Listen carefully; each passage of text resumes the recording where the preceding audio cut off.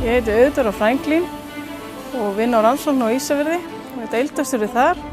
Ég er menntuð sem lífeindafræðingur frá háskóla í Svíþjóð.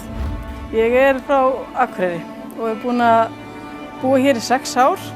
Við fluttum hingað þar sem maðurinn minn er héðan. 3 dætur sem 12, 10 og að verða 3.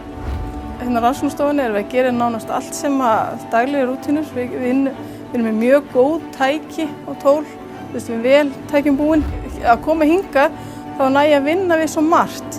Ef ég verið að finna sunnan til dæmis þá er ég bara á sýklafræði eða bara í kemíu eða bara hérna fæ ég að gera allt sem ég myndi eftir að gera. Pabbi minn læknir, systir minn læknir, svo önnur systir minn er lyfjafræðingur, mamma er lífeindafræðingur og ég er lífeindafræðingur, þannig að þetta var bara í blóðinu held ég. Það er svo stutt af vegalengdir þannig að þú ert komin heim og hefur allan daginn fyrir þig. Það er ekki svona skuttla í klukkutími hingað og þangað og dagurinn bara búinn. Hérna verður bara heim, getur bara að fara að gera sem þú vilt, fara í íþróttir, mikið íþróttalífið. Ég hef sjálf verið búin að vera í blaki. Það er þegar ég kom hingað þá virtist bara allir vita hver ég væri. Það er alla heilsamur sem ég hef þekkt í 10 ár. Þannig að það var mjög vel tekið á móti mér. Hér er bara allir svo opnir. Það er bara allir velkomnir.